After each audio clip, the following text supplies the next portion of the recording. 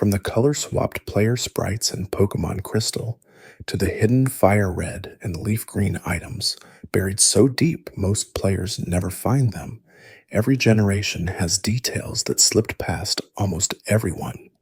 Even Heart Gold and Soul Silver quietly include a shiny crown you can only craft if a single Pokémon collects 5 extremely obscure items. Today, we're looking at the kinds of secrets that define each era of Pokemon's history, the small, strange, and brilliantly specific details that reveal how much is still tucked inside these games. And the best place to start is all the way back in Generation 1. In Red, Blue, and Yellow, critical hits weren't calculated the way most players assumed. The games didn't assign an equal chance to every Pokemon. Instead, the formula tied critical hit rate directly to a creature's base speed stat.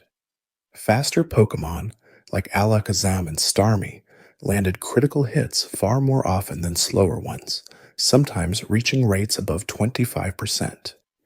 This meant that speed wasn't just about moving first. It was also about dealing unexpected damage, turning already powerful attackers into statistical nightmares. The designers never explained this in-game, leaving players to discover through experience that some Pokemon felt luckier than others, not because of chance, but because of invisible math. Before you drift off, maybe tap subscribe and tell me where you're watching from tonight. Over time, the critical hit system was revised. By Generation 2, the formula shifted away from speed and toward a flat 1 in 16 chance for most moves. The change made battles more predictable, removing the advantage that naturally fast Pokemon had enjoyed. It was a quiet acknowledgement that the original design had tipped the scales too far, rewarding speed twice when once should have been enough. The shift went mostly unnoticed by casual players, but competitive trainers felt it immediately. Elsewhere in the early games, another hidden mechanic governed the type chart itself. In Generation 1, 2 type interactions existed that would vanish in later games. Bug-type moves were super effective against poison, and poison-type moves were super effective against bug. This created a rare symmetry where both types held equal leverage over each other. But there was a problem. Almost no strong bug-type moves existed in Generation 1. The strongest was Twineedle at 50 base power, and Pin Missile's unreliable multi-hit made it inconsistent. Without offensive tools to take advantage of this super effectiveness, bug types remained weak despite their theoretical advantage.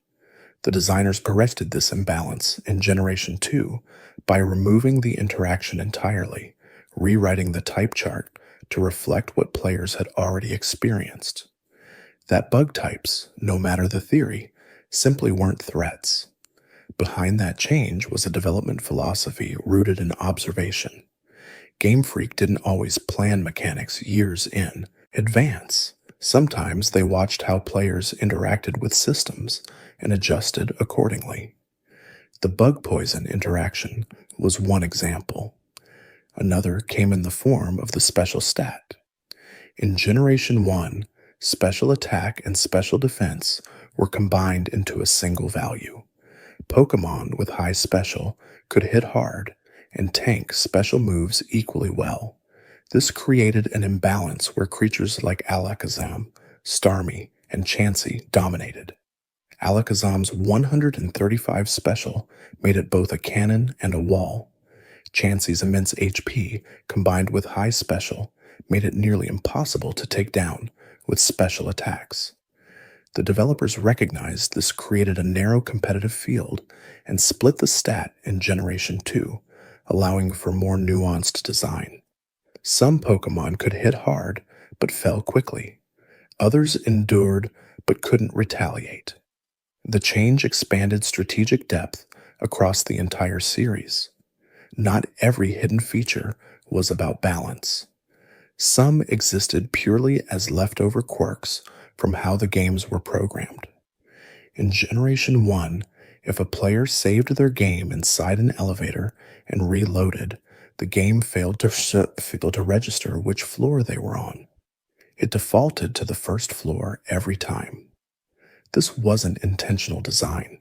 It was simply how the code handled position data when reloading a save file.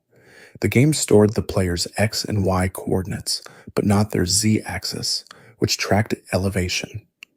When the save file loaded, the game placed the player at the lowest possible Z value for that building, which was always the ground floor. Players who discovered this often assumed it was a glitch. Technically, they were right.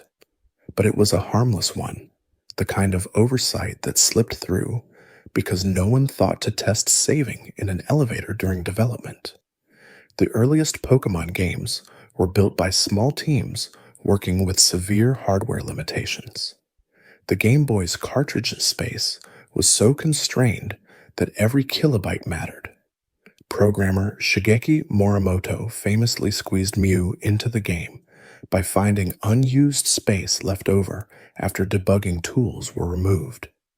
That small pocket of memory, just enough for one more Pokémon, became the foundation for one of the franchise's most enduring legends. Morimoto didn't tell anyone he'd added Mew. He assumed it would remain a secret, a personal Easter egg for the developers. But when rumors of a 151st Pokémon began spreading through schoolyards, the mystery had caught fire. Nintendo capitalized on it by hosting Mew distribution events, turning an accidental addition into a global phenomenon. It was proof that some of the most iconic moments in gaming history weren't planned, they were improvised. In Generation 2, another programming decision quietly shaped how players experienced the games. Shininess, the alternate coloration that made certain Pokémon sparkle, wasn't determined randomly in Gold and Silver. It was calculated using a Pokémon's individual values, the hidden stats that determined its genetic strength. Only creatures whose IVs matched a specific pattern could be shiny, and that pattern resulted in a 1 in 8,192 chance. But because shininess was tied to IVs, shiny Pokémon in Generation 2 always had specific stat distributions. Their attack floor had to be high, but their defense, speed, and special IVs had to fall within a narrow range. This meant shiny Pokémon were statistically unusual, not just visually. The system was elegant in its simplicity, but it also meant that some shiny Pokémon were slightly stronger than others, depending on species and stat priorities. Behind the decision to implement shinies was a philosophy about rarity. Director Junichi Masuda believed that rare encounters made collecting more meaningful. If every Pokémon was equally common, the sense of discovery would fade. Shinies introduced a layer of surprise that even veteran players couldn't control. You couldn't seek them out reliably. You could only encounter them by chance. That unpredictability kept exploration engaging because every random battle carried the possibility of something extraordinary. Masuda later revealed in interviews that shininess was added late in Gold and Silver's development, almost as an afterthought. The team wanted a way to showcase the Game Boy Color's capabilities, and alternate palettes seemed like a natural fit. They didn't anticipate how deeply players would connect with the mechanic, or how shiny hunting would become its own subculture within the community. By Generation 3, the shiny formula changed. Shininess was no longer tied to IVs. Instead, it was determined by a combination of the Pokémon's personality value and the trainer's ID number. This decoupled stats from coloration, allowing shiny Pokémon to be strong or weak without restriction. The change also introduced the possibility of shiny charm items and breeding methods that increase shiny odds intentionally. Ruby and Sapphire marked a shift toward giving players more control over rarity, even if that control was still limited. It was the beginning of a long evolution in how Game Freak thought about player agency. Not everything needed to be entirely random. Some things could be influenced, nudged, or cultivated with patience. Not all mechanics were preserved across generations. Some were introduced once and abandoned when hardware changed. The fourth generation brought the Pokémon, a touchscreen device that offered various apps and utilities. One of those apps was the coin toss, which let players flip a virtual coin for decisions. Another was the dowsing machine, which helped locate hidden items. These tools felt essential in Diamond, Pearl, and Platinum, but they were unique to the Nintendo DS's dual-screen setup. When the series moved to the Nintendo 3DS, some of those apps were reimagined, while others disappeared entirely. The Pokémon itself became a relic, remembered fondly but incompatible with new hardware design. It was a reminder that Pokémon games are shaped as much by technology as by creative vision. In that same generation, another hidden feature appeared that few players ever noticed. On certain calendar dates, wild Pokémon encounter rates would shift slightly. The game's internal clock recognized real-world holidays and historical dates, adjusting spawn rates up or down by 5 to 10%. Developers programmed these changes to mark moments of significance, though the reasoning wasn't always clear. Encounter rates increased on New Year's Day and decreased on September 11th. Some dates were celebratory, others were somber. The feature was never explained in-game, and most players never realized it existed. It was an experiment in ambient storytelling, a way for the game world to subtly acknowledge the passage of time in ways that felt almost spiritual. Over in Generation 5, another invisible system governed how experience points were distributed. Black and White introduced a new formula that scaled experience gain based on the level gap between the player's Pokémon and the opponent. If your creature was lower level, it gained more experience. If it was higher level, it gained less. This was designed to reduce grinding and encourage players to use their entire team rather than relying on one over-leveled starter. The system worked quietly in the background, adjusting rewards in real time based on the player's progress. It was one of the most significant changes to progression in the series' history, yet it went largely undiscussed outside competitive circles. Casual players simply noticed that leveling felt smoother without understanding why. That same generation saw another shift in how creatures were designed.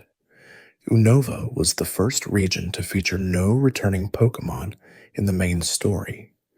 Every encounter before the post-game was a new species, forcing players to adapt to unfamiliar teams. This decision was controversial. Some players loved the fresh start, others missed seeing Pikachu and Charizard, but the intent was clear. Game Freak wanted to recapture the feeling of discovery that defined Red and Blue when no one knew what to expect around the next corner. In interviews, Masuda explained that they designed over 400 Pokémon for Generation 5, knowing they would only use about 156. The surplus allowed them to refine designs, merge concepts, and ensure every creature felt intentional. It was a process of subtraction as much as creation. In Generation 6, the jump to three-dimensional models changed how Pokémon were conceived. Every creature now needed a full range of animations, from idle stances to attack motions to feigning sequences. This dramatically increased the workload for each design. In previous generations, a Pokémon could be represented by a handful of static sprites. Now, it required a complete three-dimensional rig.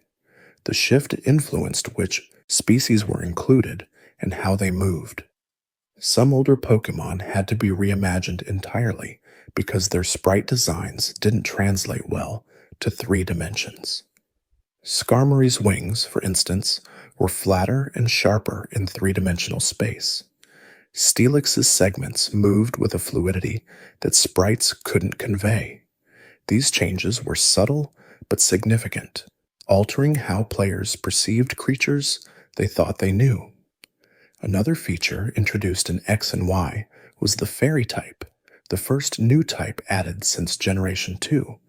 The decision to introduce Fairy came from a desire to rebalance the type chart, specifically to counter Dragon types, which had become overwhelmingly dominant.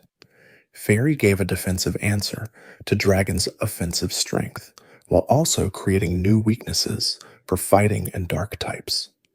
The addition rippled through the entire metagame, forcing players to reconsider strategies they'd relied on for years.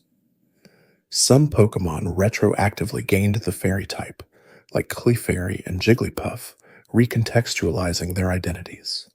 Others, like Gardevoir, became dual types, gaining Fairy as a secondary attribute. These changes weren't arbitrary. They were carefully calculated to shift power dynamics across hundreds of matchups. If you're still awake halfway through, maybe subscribe before you drift off and tell me what time it is where you're watching from. Behind every type interaction was a formula. Damage calculation in Pokémon involves dozens of variables, from attack and defense stats to type effectiveness, stab bonuses, and random variants. But at its core, the formula is surprisingly simple. It multiplies the attacker's offensive stat by the move's base power, divides by the defender's defensive stat, then applies modifiers. The result is a number that feels intuitive in practice, but is mathematically dense beneath the surface. This formula has remained mostly consistent across generations, with only minor tweaks to how specific modifiers interact. It's one of the few constants in a series defined by evolution. Elsewhere, breeding mechanics introduced layers of strategy that extended beyond battling. Egg moves, for instance, allowed Pokémon to learn attacks they couldn't learn naturally by inheriting them from parents. This required careful planning. Trainers had to chain breed across multiple species, passing moves from one parent to another until the desired combination appeared. The system rewarded patience and knowledge, turning breeding into a puzzle as intricate as any battle. Some egg moves were impossible to obtain without trading between game versions, adding a social dimension to the process. Players had to collaborate, sharing creatures across cartridges to unlock possibilities neither could achieve alone. In Generation 7, breeding received another tool. Hyper-training allowed players to maximize a Pokémon's IVs without needing to breed hundreds of eggs. It was a concession to accessibility, recognizing that not every player wanted to spend hours hatching creatures. Competitive players appreciated the change because it let them focus on strategy rather than luck. But some purists felt it cheapened the accomplishment of breeding perfect Pokémon naturally. The debate highlighted a recurring tension in the series' design. How much convenience should be offered before the challenge loses meaning? Game Freak's answer has always been incremental. Introduce tools that save time, but preserve enough depth that mastery still feels earned. Another mechanic from Generation 7 was the removal of hidden machines. For 6 generations, HMs had been mandatory moves required to navigate the world. Surf let players cross water, Strength moved boulders, Cut cleared trees, but HMs came with a cost. They occupied move slots, often forcing players to carry creatures purely for utility rather than battle viability. This created the concept of the HM slave, a Pokémon whose only purpose was to know moves like Rock Smash and Defog. Sun and Moon replaced HMs with Ride Pokémon, creatures the player could summon without adding them to their team. The change was universally praised. It freed up move slots, allowing players to build teams based purely on preference rather than necessity. It was a long overdue correction to a system that had felt restrictive since Generation 1. In Generation 8, Dynamaxing introduced a new battle mechanic where Pokémon could temporarily grow to massive size. The feature was region-specific, tied to Galar's lore about ancient energy surging through the land. Dynamaxed Pokemon gained boosted HP and access to max moves, which were stronger versions of their normal attacks with additional effects. The mechanic was controversial. Some players loved the spectacle. Others felt it was gimmicky compared to Mega Evolution, which it replaced. But from a design perspective, Dynamax served a specific purpose. It democratized power boosts. Every Pokemon could Dynamax, whereas only select species could Mega Evolve. This leveled the playing field, making lesser-used creatures viable in ways they hadn't been before. Whether players enjoyed the mechanic or not, it succeeded in making battles feel larger and more theatrical. Behind Dynamaxing was a technical challenge. The Nintendo Switch's hardware allowed for larger models and more detailed animations, but scaling Pokemon to giant size required reworking their rigs and collision detection. Some creatures worked seamlessly. Others, like Wylord, already enormous, became absurdly large when Dynamaxed. The developers leaned into the spectacle, treating size as part of the mechanic's identity. It wasn't meant to be subtle. It was meant to be overwhelming, a visual representation of power unrestrained. That philosophy carried into the raid battles, where players teamed up to fight giant wild Pokemon in cooperative encounters. These battles emphasized collaboration over individual skill, encouraging players to strategize together. Another feature introduced in Sword and Shield was auto-battling, where the game could resolve simple encounters without player input. This was designed to respect the player's time, acknowledging that not every battle needed manual attention. Veterans appreciated being able to speed through early routes, while newcomers still had the option to control every move. It was part of a broader trend toward convenience features that defined modern Pokemon games. From XP distributing experience to the entire team to auto-healing in menus, the series increasingly prioritized efficiency. Some players saw this as hand-holding. Others saw it as respecting that not everyone had unlimited time to grind. The divide reflected different philosophies about what Pokemon should be: a challenge to overcome or a world to explore at your own pace. In Generation 9, one of the most significant changes was the move to an open-world structure. Scarlet and Violet allowed players to explore Paldea freely, tackling gym leaders in any order. This flexibility was unprecedented. Previous games had gated progress with obstacles, ensuring players followed a specific path. Paldea removed those gates, trusting players to choose their own journey. But this freedom introduced new challenges. The level curve couldn't adapt dynamically, so players who explored it out of sequence sometimes encountered gyms far below or above their team's strength. It was a trade-off. Open-world design prioritized exploration over balance, accepting that some players would break progression in exchange for autonomy. Another feature unique to Generation 9 was terastallizing, a mechanic that let Pokemon change their type temporarily during battle. Unlike previous transformations, terastallizing didn't alter appearance dramatically. Instead, it crowned the Pokemon with a crystalline structure resembling their new type. The mechanic added an extra layer of strategy, allowing players to shift defensive matchups or enhance stat bonuses mid-battle. A water-type Pokemon could terastallize into grass, gaining resistance to its usual weaknesses. The system encouraged creative team building, where players considered not just a Pokemon's natural type, but also its Terra type. It was one of the most mechanically deep gimmicks the series had introduced, though its visual subtlety meant it didn't capture imaginations the way Mega Evolution or Dynamax had.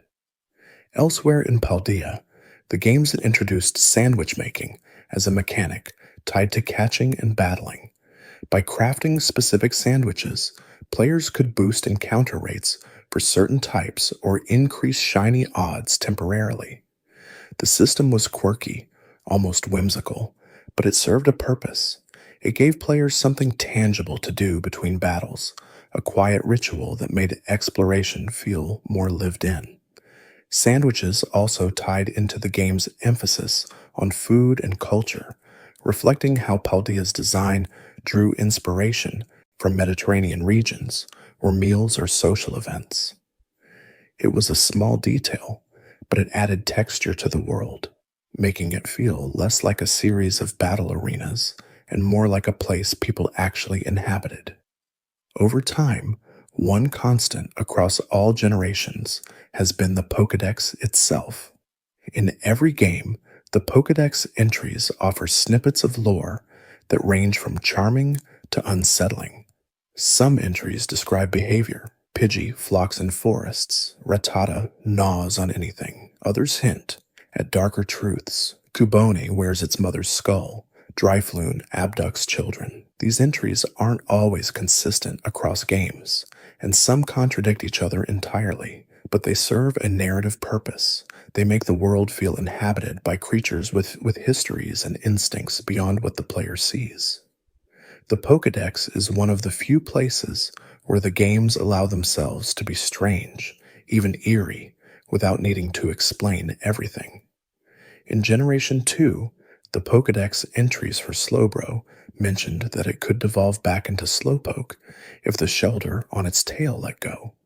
This was one of the only references to devolution in the entire series, a concept that exists in the lore but not in gameplay. The idea that evolution could be reversed added a layer of tragedy to Slowbro's design. It suggested that transformation wasn't always permanent, that some bonds could be broken. The entry was never expanded on, leaving it as a curiosity, a piece of world building that existed purely to make the universe feel more complex. Another detail hidden in the Pokédex was the weight discrepancy for certain Pokémon. Magneton, for instance, weighed exactly 3 times as much as Magnemite, which made sense given it was 3 Magnemite fused together. But later, mega evolutions and regional forms broke this logic. Alolan Exeggutor weighed far more than its Kantonian counterpart, despite being the same species. The inconsistency suggested that weight wasn't just about mass, but also about how the Pokémon's body structured itself. A taller Exeggutor would naturally weigh more even if its components were identical. These small logical threads gave the impression that Pokémon were designed with internal consistency, even when that consistency occasionally broke under scrutiny. Across all generations, one of the most enduring secrets has been the existence of unused content.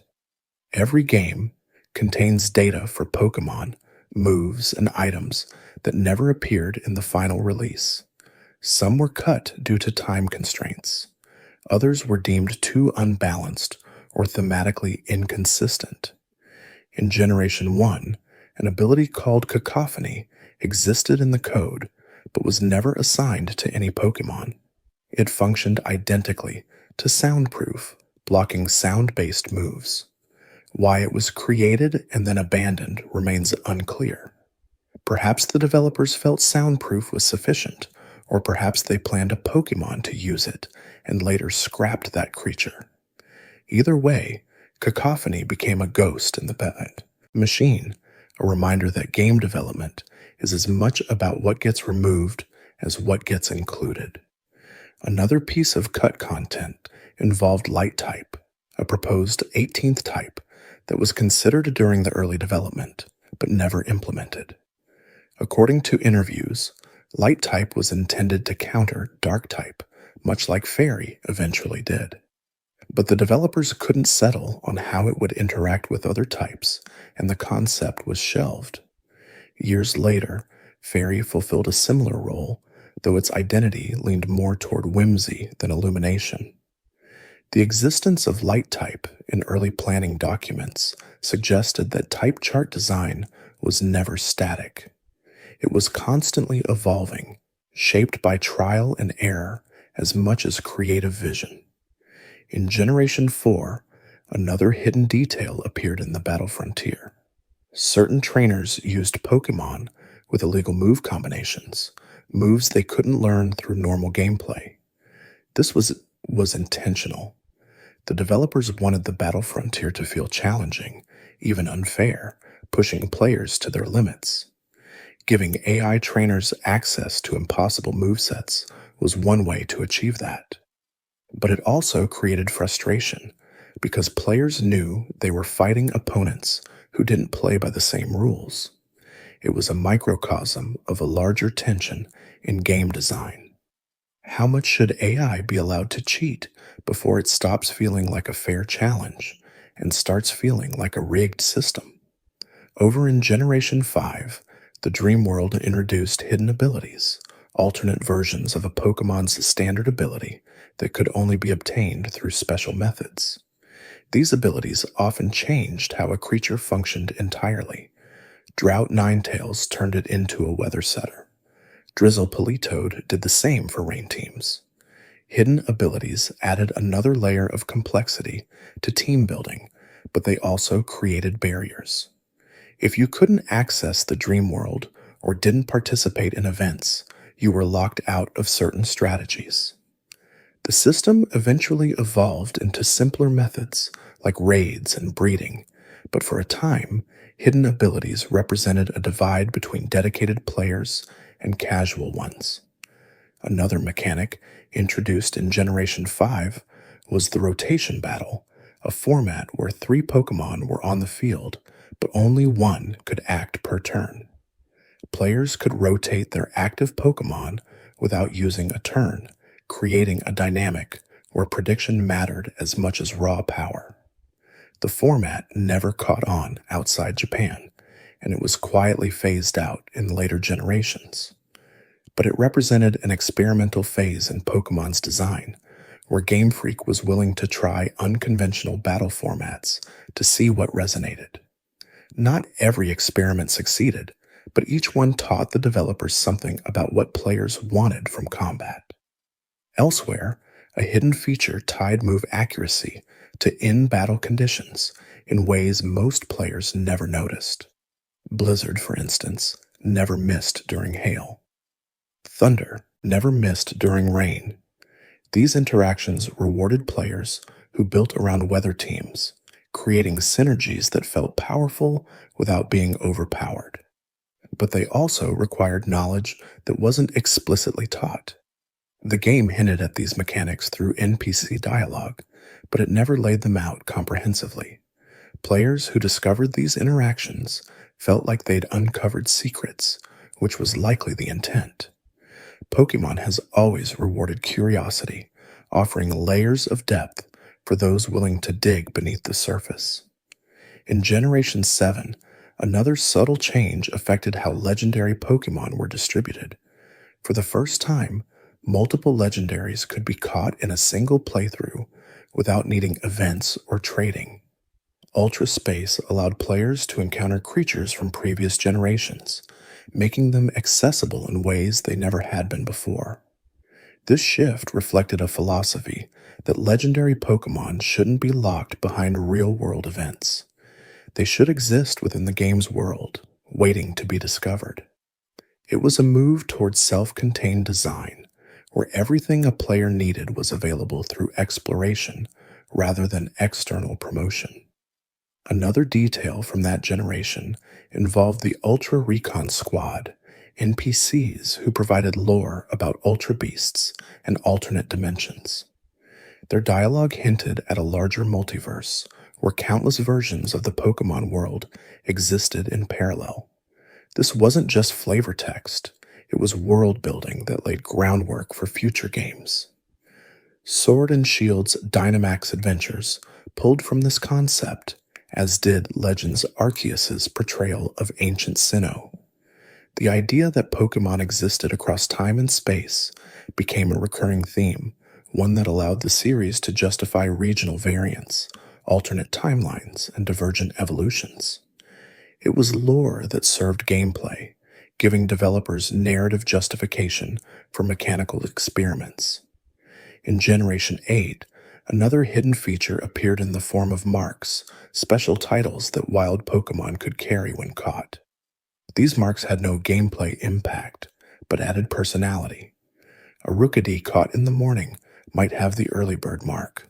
One caught during a storm might be called the storm tossed.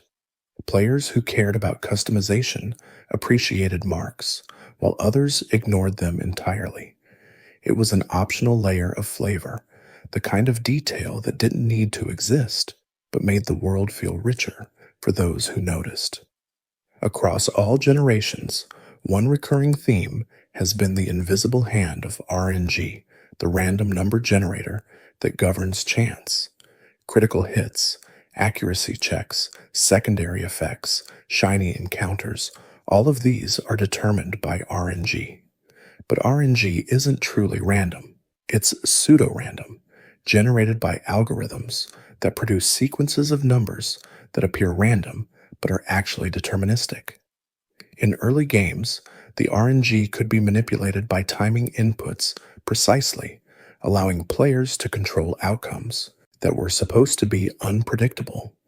This created an entire subculture of RNG manipulation, where players studied frame data and input sequences to force shinies or perfect IVs. It was a testament to how deeply some players engaged with the systems, finding exploits in code that was never meant to be decoded.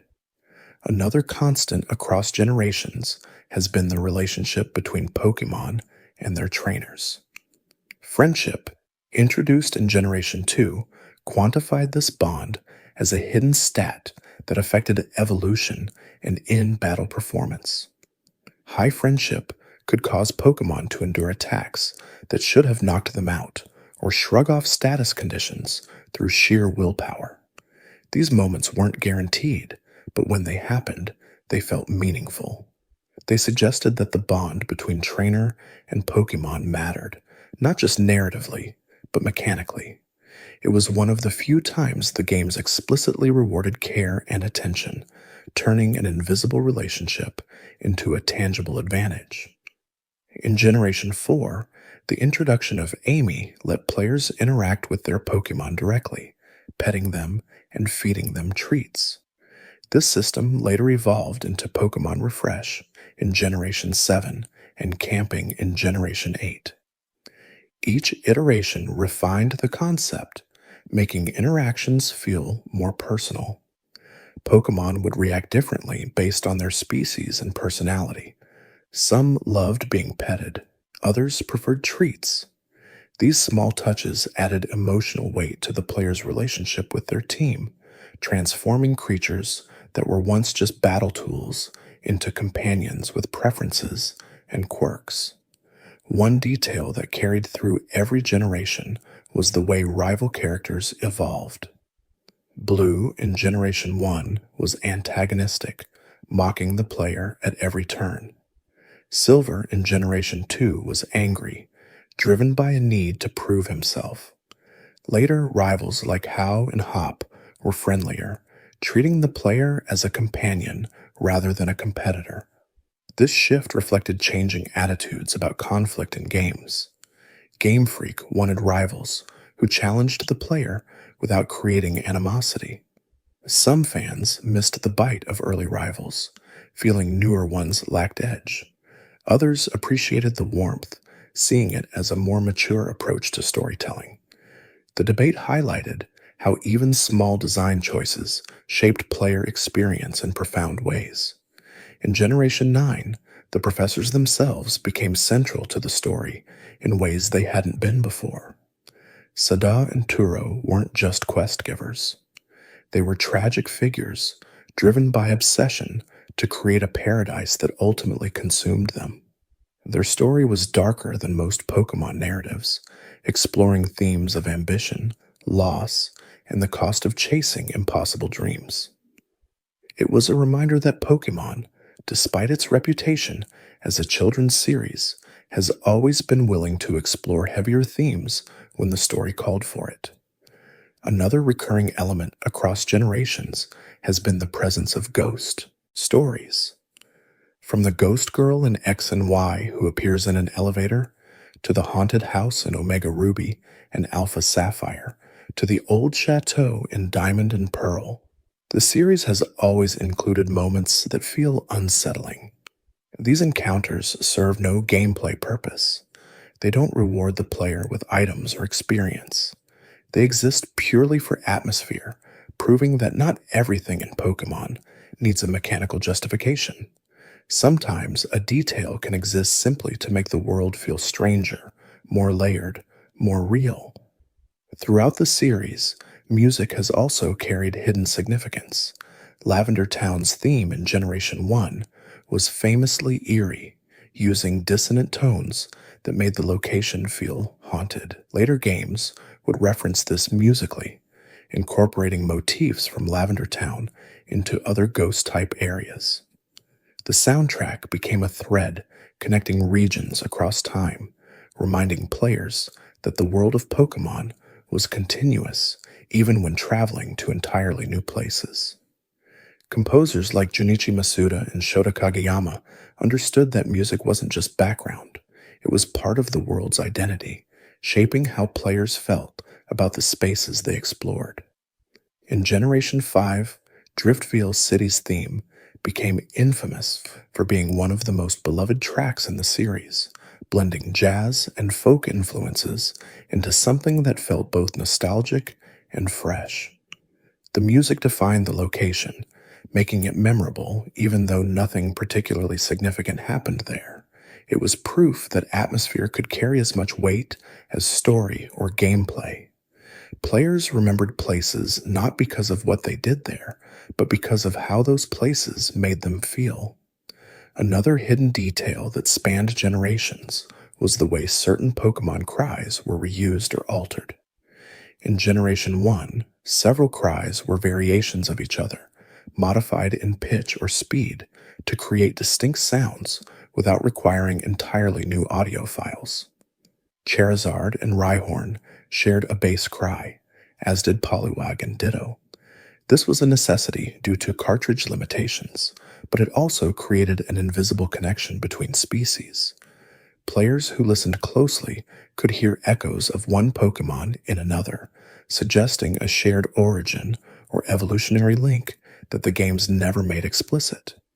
As the series progressed, cries became more distinct and expressive. By Generation 6, every Pokémon had a unique vocalization designed to match its personality.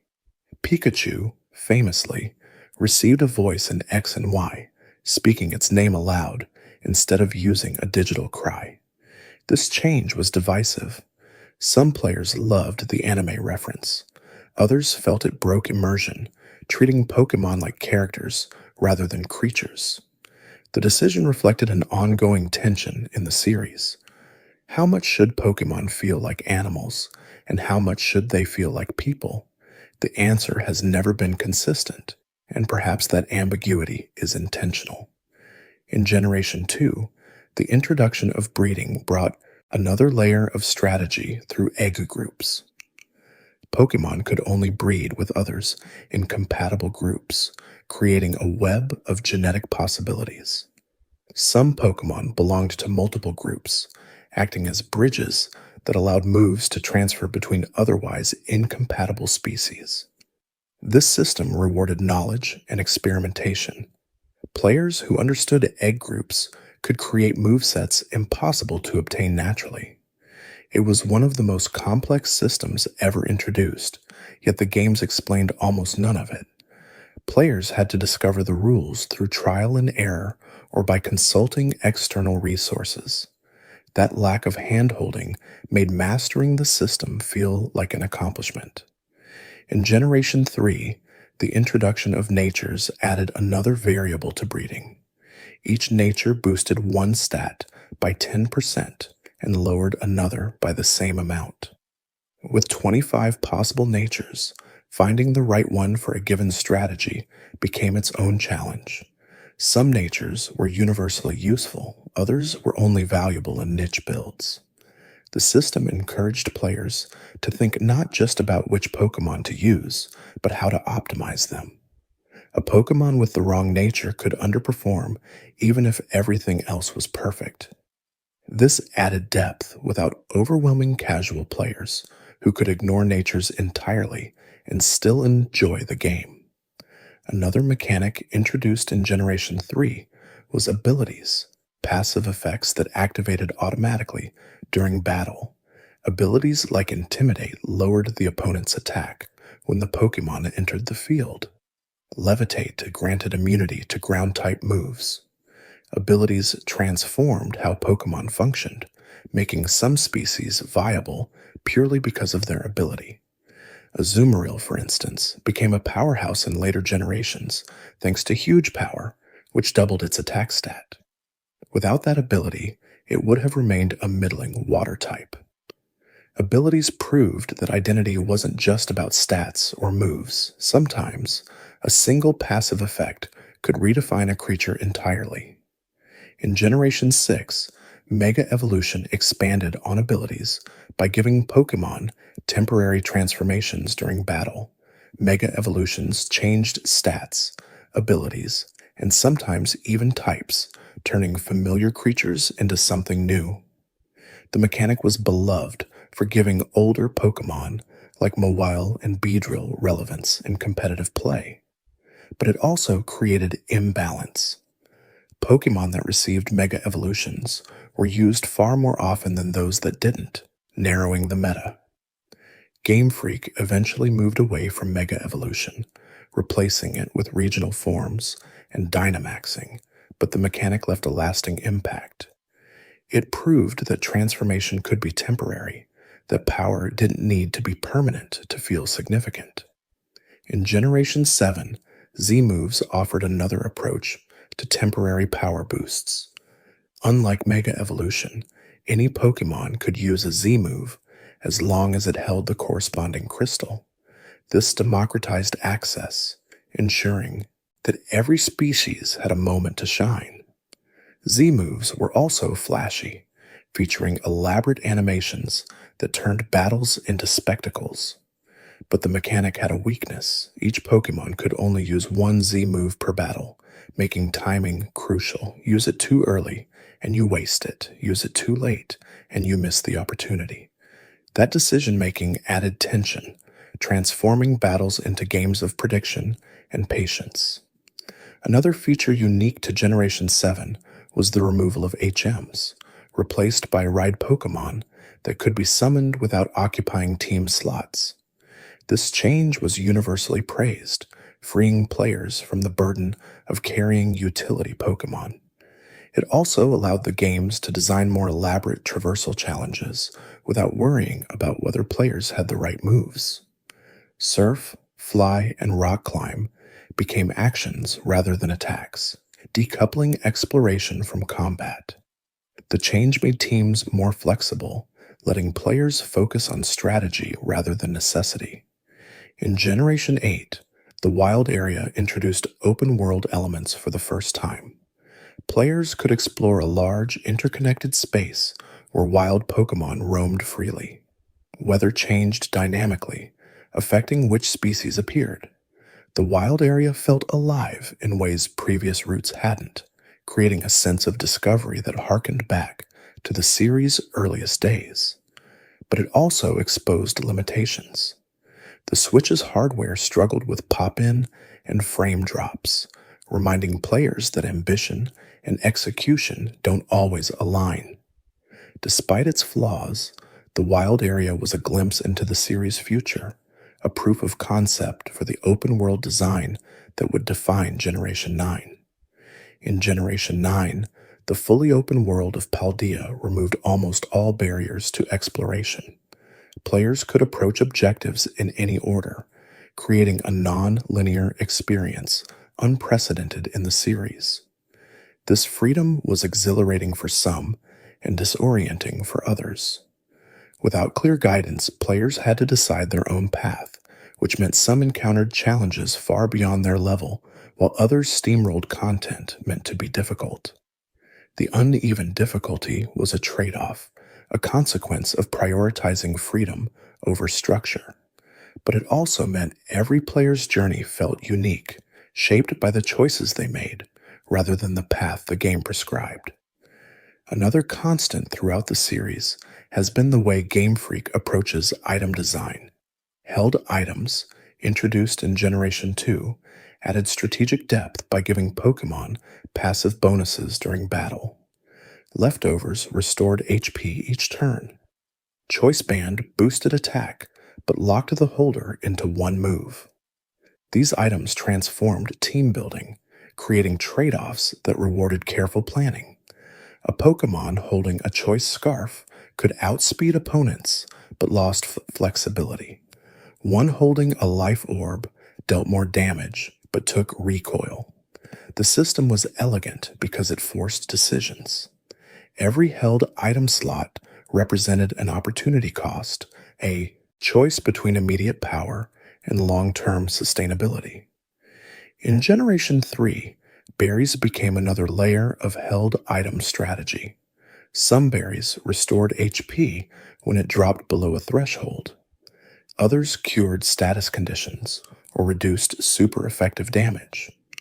The berry system encouraged prediction. If you knew your opponent would use a fire-type move, holding an Aqua berry could turn a knockout into a survival. But berries were consumable, used once per battle, which meant timing mattered. Use them too early and waste them. Use them too late and faint before they activate. The mechanic rewarded players who understood matchups deeply enough to anticipate specific threats. Behind these systems was a philosophy about player expression. Game Freak wanted battles to reflect individual style, not just raw stats.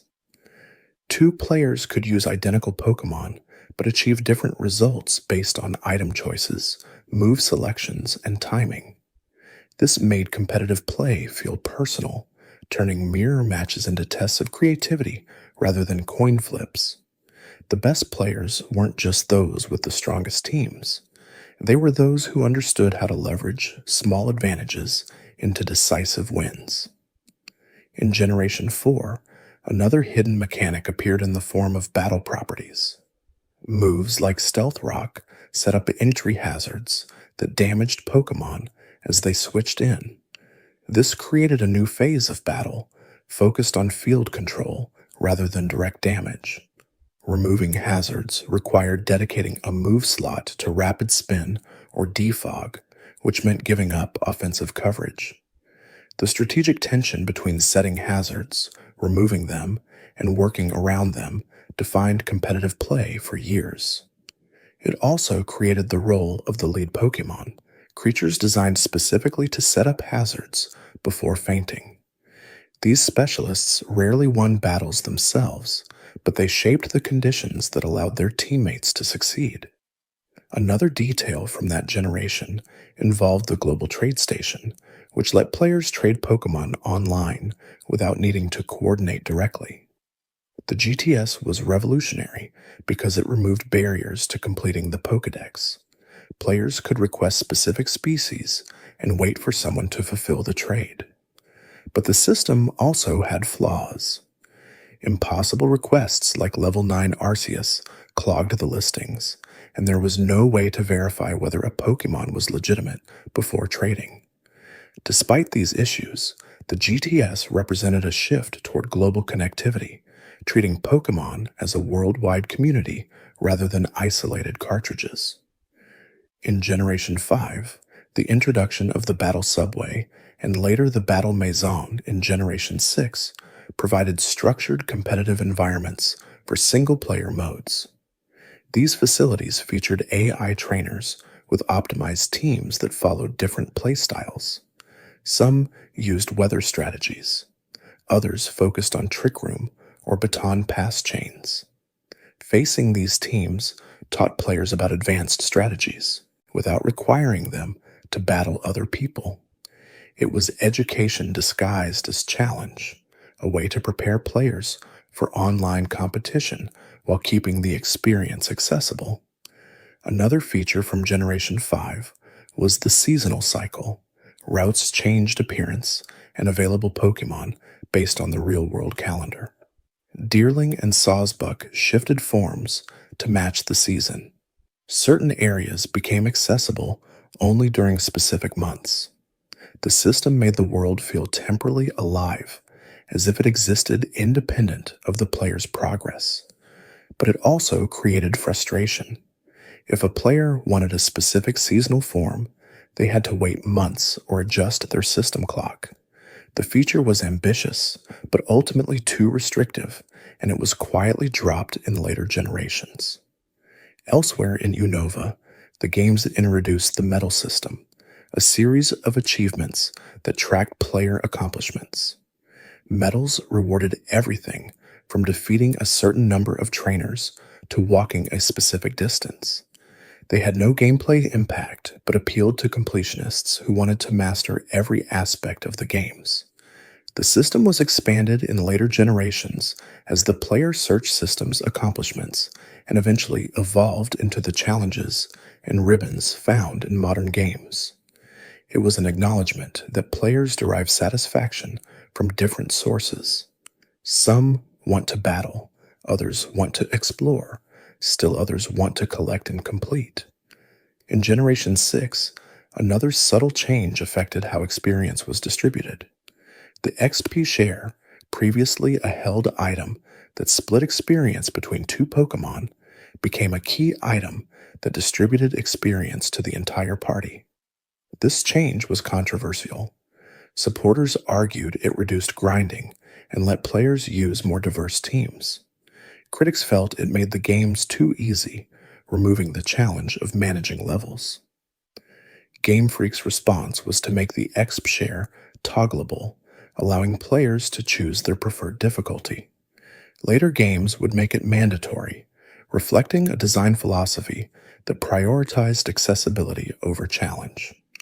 Another feature from X and Y was Super Training, a minigame that let players raise effort values through skill-based challenges rather than battling. This demystified EVs for casual players, making a previously hidden mechanic visible and interactive. Players could see exactly how many EVs each Pokémon had and adjust them accordingly. The system was replaced in later generations by simpler methods, but it represented an important step. Game Freak was beginning to explain systems that had been opaque for decades, trusting players to engage with complexity when given the tools to understand it. In Generation 7, the Festival Plaza introduced a social hub where players could interact, trade, and participate in minigames. The plaza felt like a digital community center, a space designed specifically for player interaction. But it was also convoluted. Navigating menus required multiple button presses, and many features were poorly explained. The Festival Plaza was ambitious but clunky, a well-intentioned experiment that never quite achieved its potential. Later games would simplify online features, focusing on functionality over flavor. Another detail from Sun and Moon was the removal of gym leaders in favor of trial captains and kahunas. This shift reflected Alola's cultural identity, emphasizing island traditions over mainland conventions. Trials often involved solving puzzles or completing tasks beyond battling, making progression feel varied. But some players missed gyms, feeling that trials lacked the iconic status that gym badges represented. The change highlighted how closely mechanics and identity are linked in Pokémon. When you alter one, you risk alienating players who identify with what it used to be. In Generation 8, another feature appeared in the form of Pokémon jobs, where creatures could be sent on errands to earn experience and items. This passive progression system let players level Pokémon without active grinding.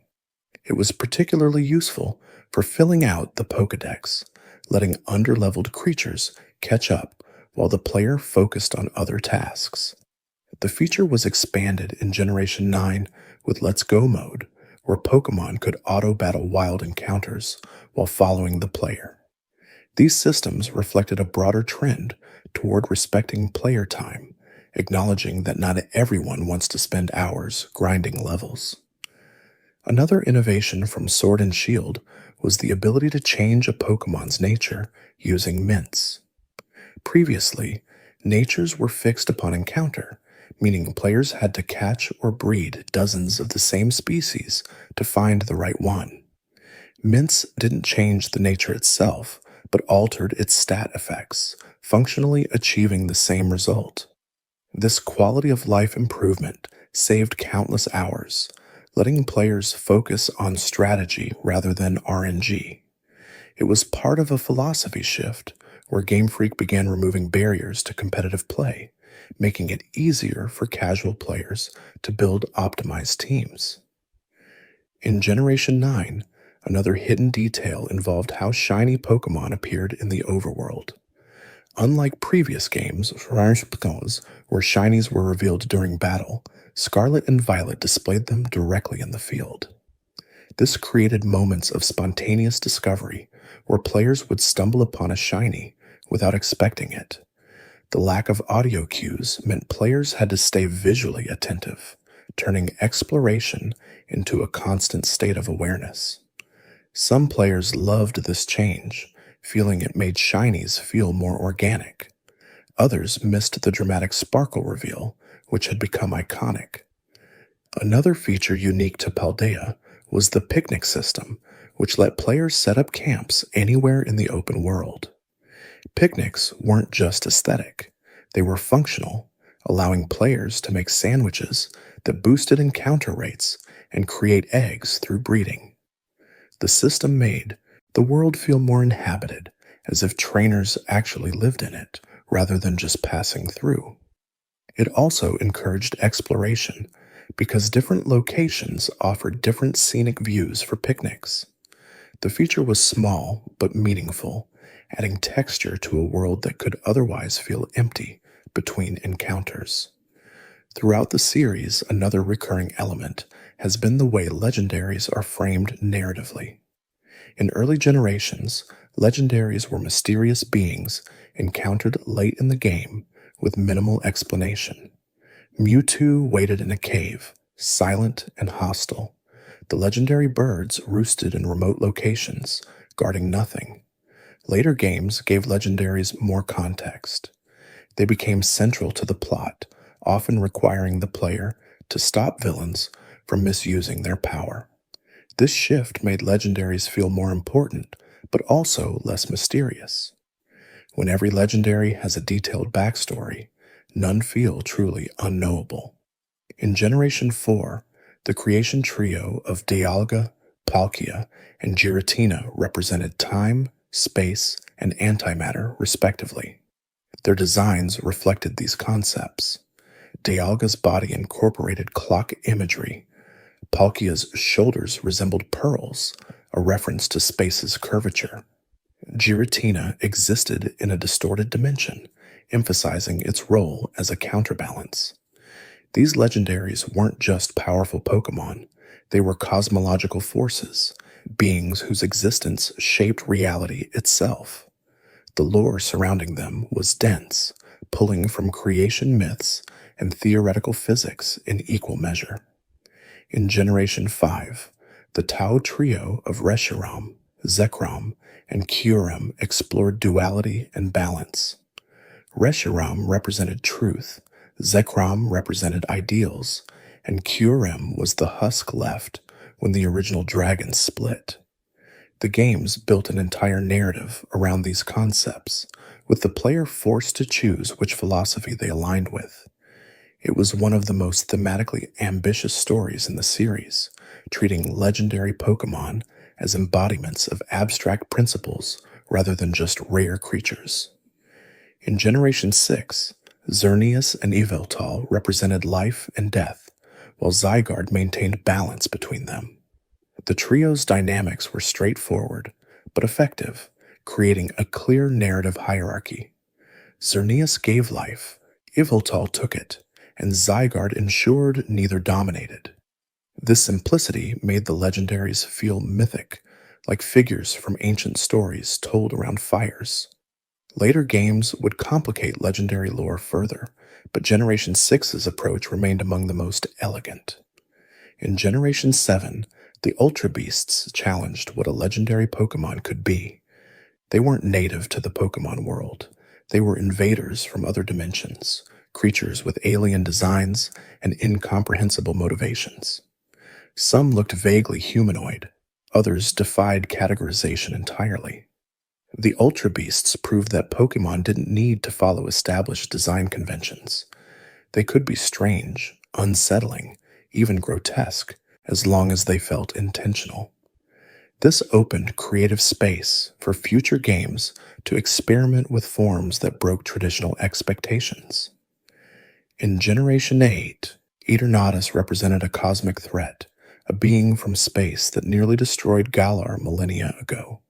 Its design was skeletal and mechanical, resembling both a dragon and a spaceship.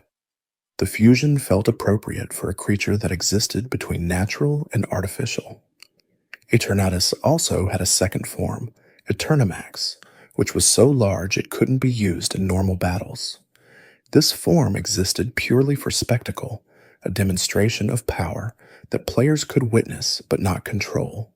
It was a reminder that not every transformation needs to be playable. Sometimes scale itself is enough.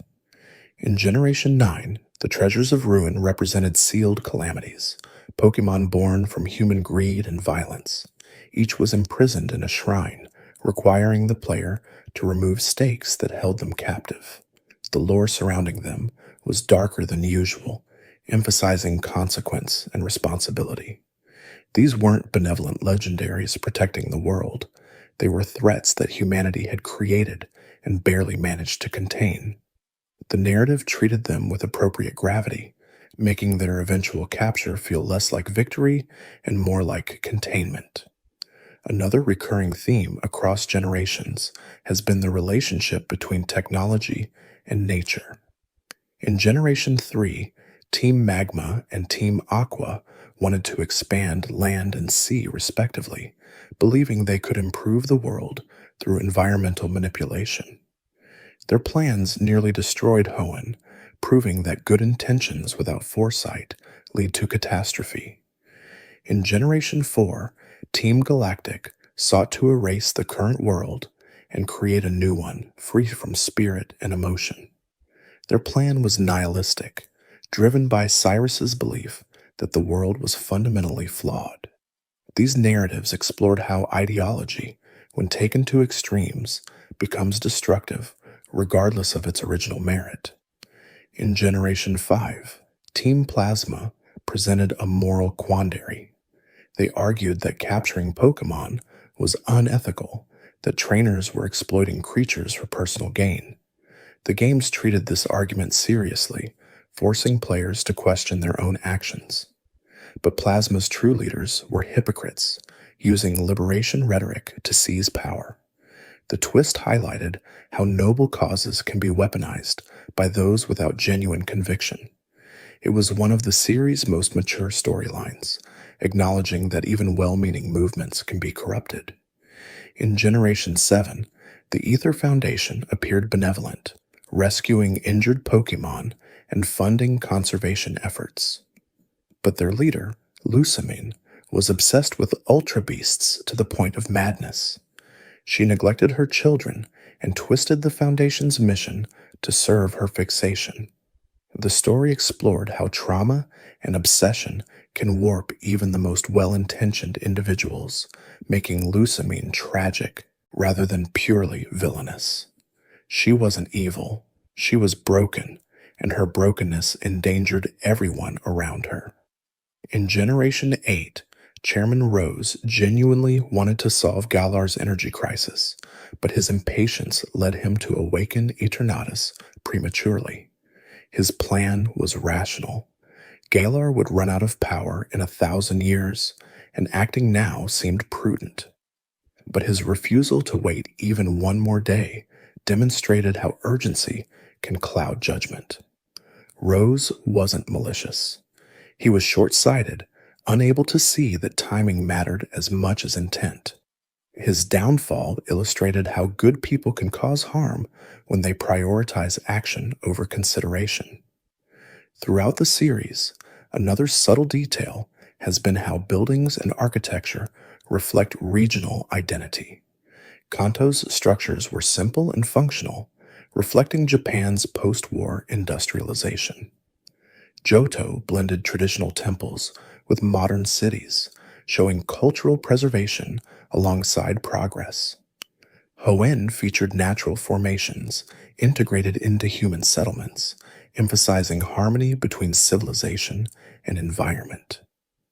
Sinnoh's architecture was grand and cold, reflecting its northern climate and mythological themes. Unova was the first region explicitly based on a location outside Japan, drawing from New York City. Its skyline was vertical, its bridges massive, its energy frenetic. The region felt distinctly American in a way previous regions hadn't felt Japanese. Kalos embraced French elegance with cafes, boutiques, and cobblestone streets. Alola was tropical and laid back, its structures open air to accommodate the climate. Galar mixed British industrial heritage with modern stadiums, emphasizing tradition and spectacle in equal measure.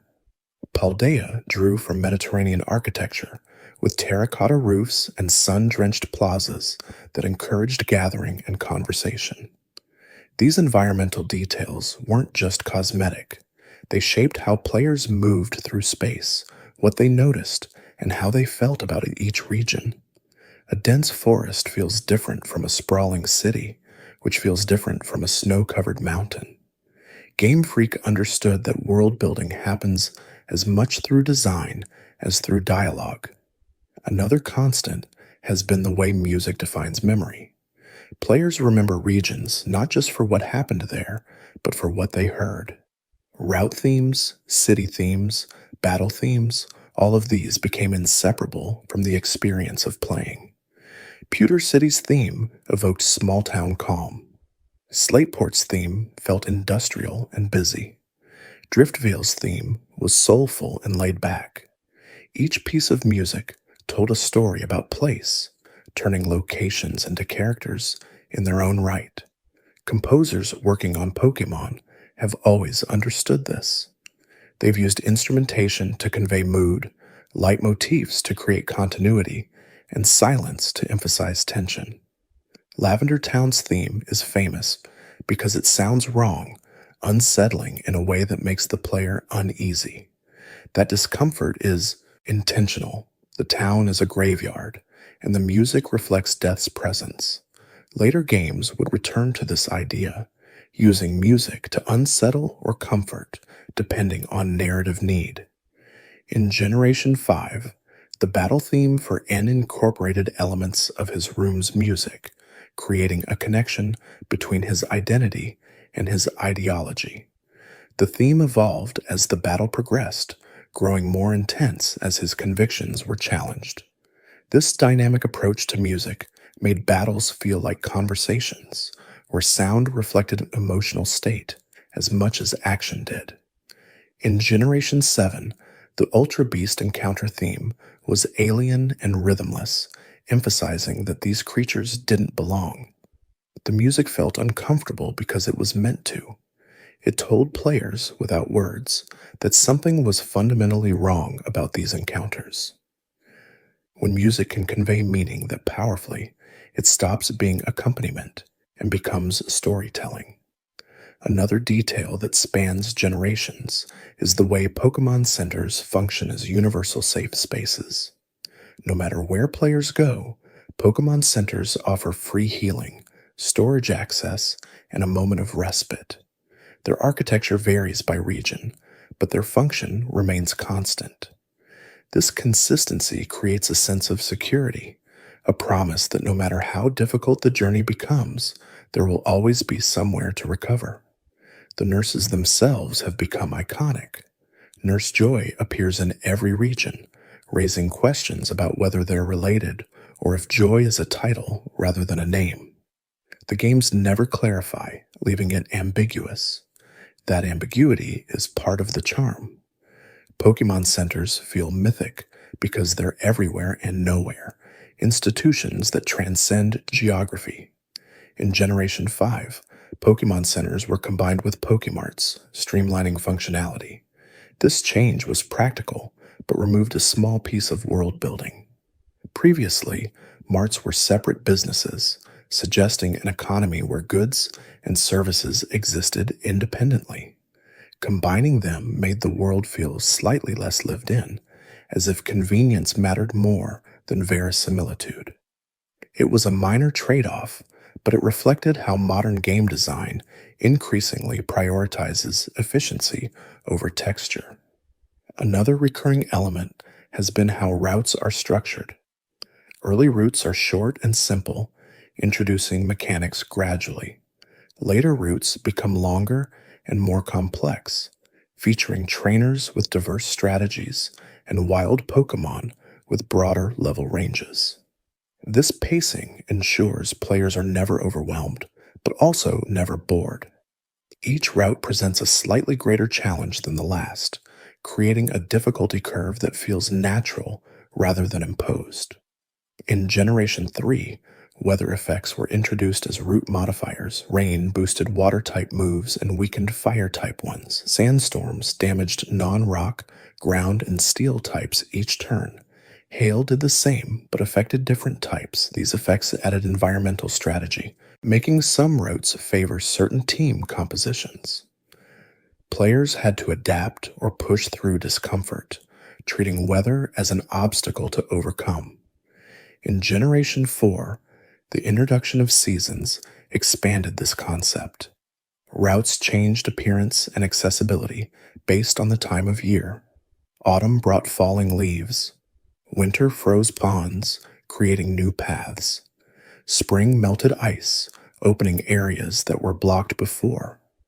This made the world feel temporally dynamic, as if it existed on a schedule independent of the player. But as Men mentioned earlier, the feature was eventually dropped because it restricted access too severely. In Generation 8, the wild area took route design in a new direction by removing linear progression entirely. Players could explore a vast, interconnected space where Pokemon of varying levels roamed freely. This created moments of danger when low-level players encountered high-level threats. It also created moments of triumph when those same players returned later and dominated creatures that once seemed invincible. The wild area was a proof of concept, showing that Pokemon could work in open environments if designed thoughtfully. Another detail that evolved across generations was how save systems functioned. Early games allowed saving anywhere, giving players complete control over progress. But this also enabled save scumming, where players could reset after unfavorable outcomes. In Generation 5, the developers experimented with autosaving during key moments to prevent resets. Later games would offer manual saves, but discourage constant reloading through quality-of-life features that reduce the need to reset in the first place. In Generation 9, autosaving became the default, with manual saves as an option. This reflected the modern design trends, where games respect that players might need to stop suddenly, but it also meant players couldn't reload after catching a legendary with the wrong nature or losing a battle they wanted to retry. The trade-off was convenience for control, and opinions remained divided on whether the exchange was worthwhile. Another system that changed across generations was how HMs were integrated. In early games, HMs were mandatory for progression, but couldn't be forgotten without visiting a specific NPC. This created the HM slave problem, where players carried Pokemon purely for utility. Generation 7 solved this by removing HMs entirely, but it also removed a layer of strategic consideration. Previously, players had to balance team composition between battle viability and field utility. Without that constraint, teams became purely about combat, which was liberating, but also less textured. In Generation 4, Defog was introduced as an HM that removed hazards from the field during battle. Its dual functionality as both a field move and a competitive tool made it unique. Later, when HMs were removed, defog became a regular TM, preserving its battle utility while removing its field requirement. This showed that mechanics could evolve beyond their original context when developers were willing to separate function from form. Throughout the series, another constant has been the mystery gift feature, which let players receive event Pokémon through wireless or internet distribution. These events often tied into real-world promotions, movies, or holidays. Event Pokémon sometimes had unique moves or abilities unavailable through normal gameplay, making them valuable for collectors and competitors alike. But event distribution also created barriers. Players without access to events missed out on content, creating a divide between those who could participate and those who couldn't. Later games addressed this by making event Pokémon available through in-game methods or by distributing them more frequently online. The shift reflected a philosophy that content should be accessible to everyone willing to engage with it, not just those in specific regions or time periods. Another feature that appeared sporadically was the Battle Tower and its various iterations. These facilities offered consecutive battles against increasingly difficult AI opponents, rewarding players with rare items and currency. The Battle Tower was where casual players learned competitive strategies, facing teams optimized for specific tactics. It was education through immersion, teaching advanced techniques without requiring players to battle other humans. In Generation 4, the Battle Frontier expanded this concept with multiple facilities, each featuring different rules. The Battle Factory randomized teams, testing adaptability. The Battle Pyramid required exploration and resource management. The Battle Arcade introduced random modifiers that turned matches into chaos.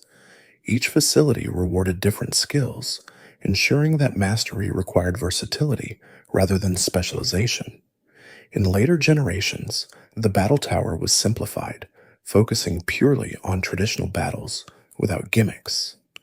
This streamlined the experience but also removed variety. Players who enjoyed alternative formats felt the loss, while those who preferred straightforward battles appreciated the focus. The change reflected an ongoing tension in Pokémon design between breadth and depth. Should the games offer many options or refine a few? Another mechanic that evolved was how Pokémon were displayed in storage. Early games used simple sprites arranged in grids. Generation 6 introduced 3D models that could be rotated and examined. Generation 9 added the ability to filter and sort by multiple criteria, making large collections manageable. These improvements reflected how player needs changed as the number of Pokémon grew. When there were 150 species, manual organization was feasible. At over 1,000, it required robust tools.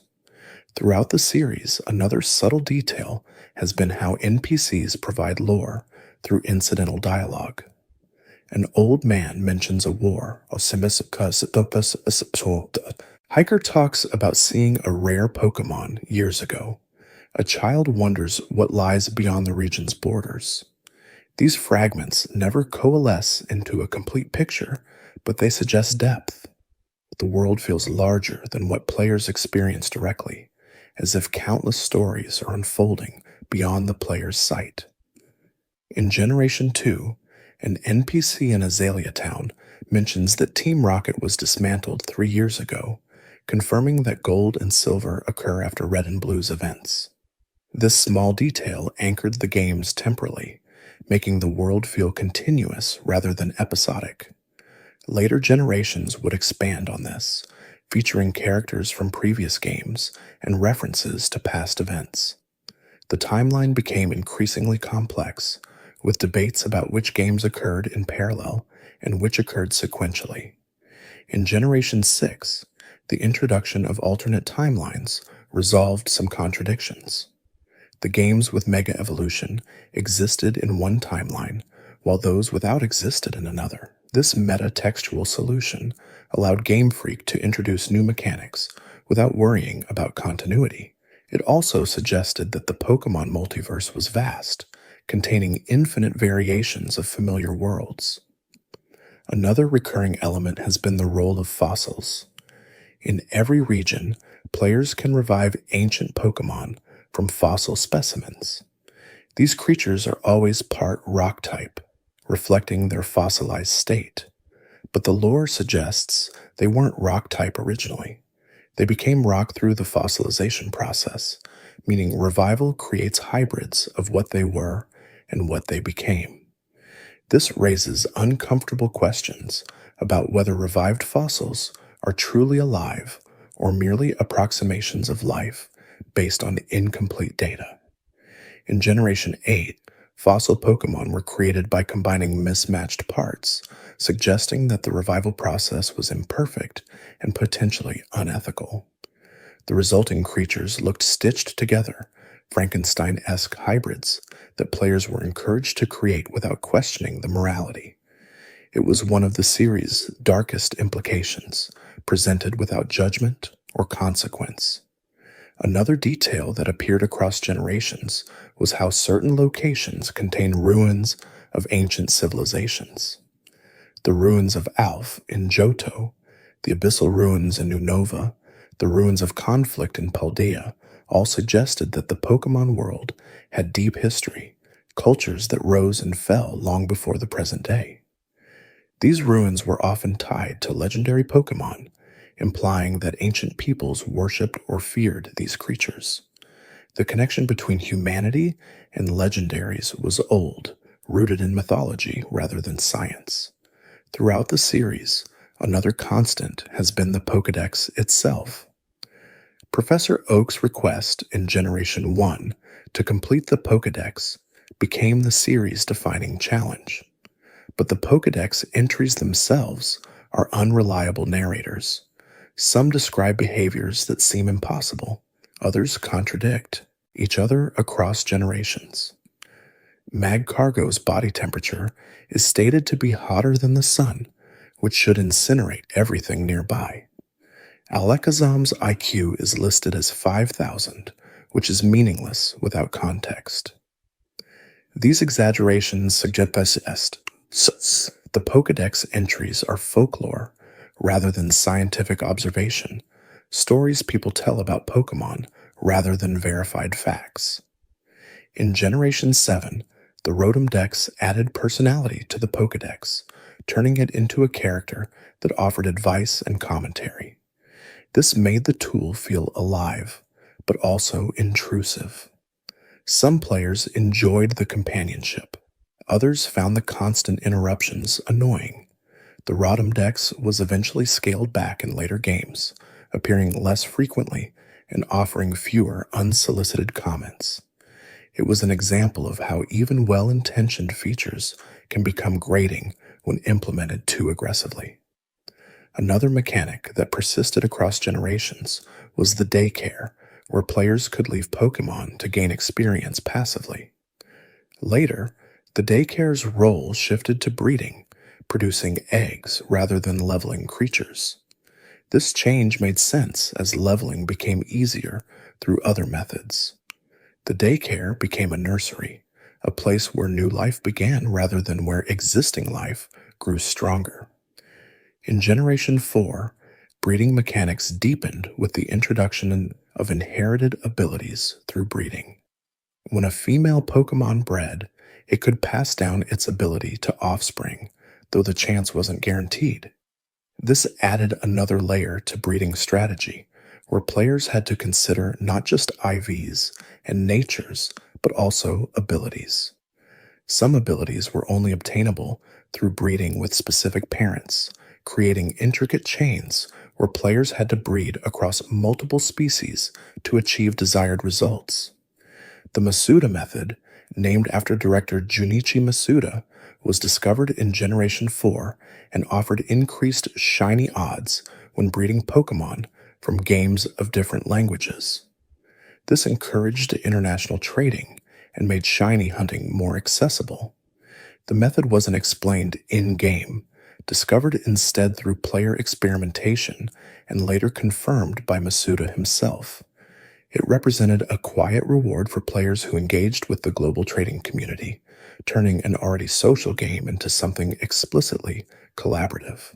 Thanks for watching. If you enjoyed drifting through these quiet facts, there's another video waiting on the left of your screen. Maybe let it play while you rest. You might learn something new before you drift off again.